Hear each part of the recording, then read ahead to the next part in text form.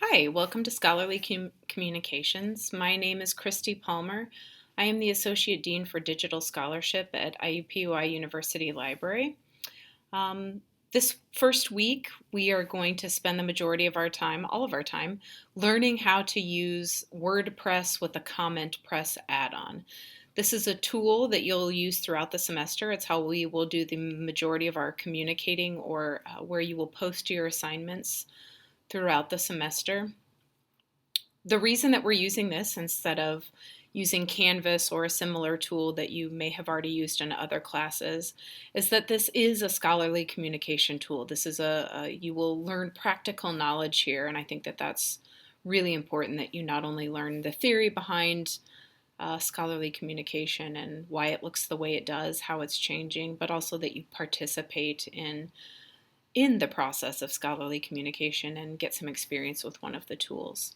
So this first week you will tell each of your classmates and myself about yourself, and you'll do that via the P2Press site.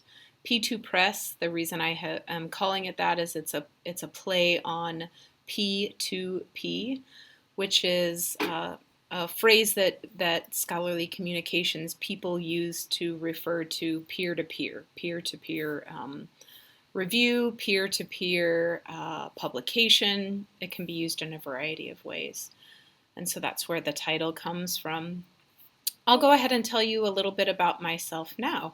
I mentioned that I was with the Center for Digital Scholarship, or the Associate Dean for Digital Scholarship, but that includes being the director of the Center for Digital Scholarship at University Library. The services that entails.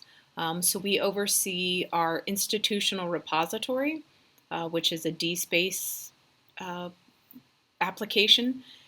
You'll hear more about that. You may have already heard something about that. Our faculty recently passed an open access policy. This is a mandate that faculty at IUPUI have to provide open access to their articles and conference proceedings.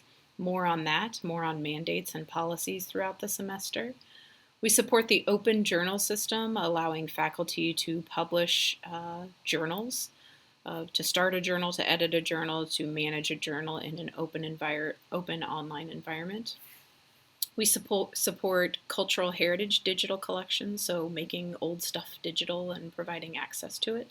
This is often a community collaboration, so working with other entities throughout the city that would not be able to create these digital collections on their own. We also have a data services librarian, so we provide support for raw data management and preservation, as well as access to that data. You'll hear more about how that is a new form of scholarly communication. We never used to share our data or think it was important or important enough to cite, for example, and that's starting to change.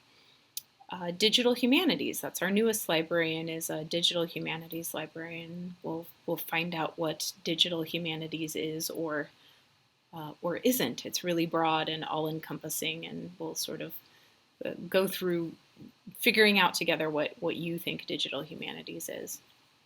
So those are some of the bits of things that happen in the Digital Scholarship Center. You are welcome to stop by if you're ever interested. I've got directions to how to get to us on the syllabus. So this first week, you will be interacting with the system. I've got two tutorials on how to, one, log into the system, interact with it, do your first post, and then how to do commenting on each of your peers, so each of your fellow students' posts.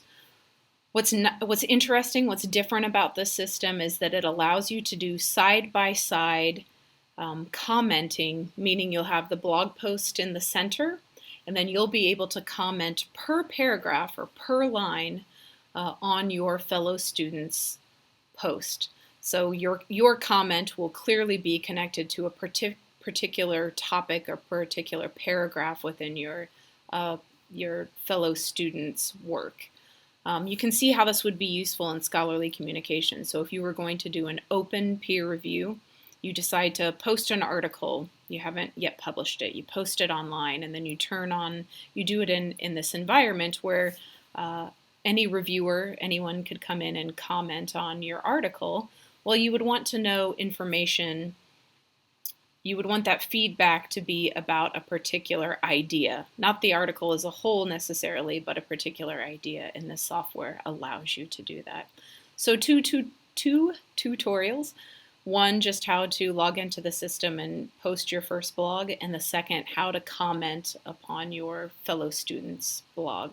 This first week, you are going to comment on every single other student's blog.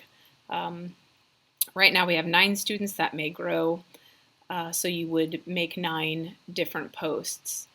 You won't have to do this every week. All other weeks it will just be commenting on 5 other students. So that work level will go down a bit, but this first week we'll get good practice by commenting on everyone's blog post. Have fun. Get a hold of me either email, Canvas, to let me know if you're having issues logging in, etc. And I look forward to the semester. Thanks.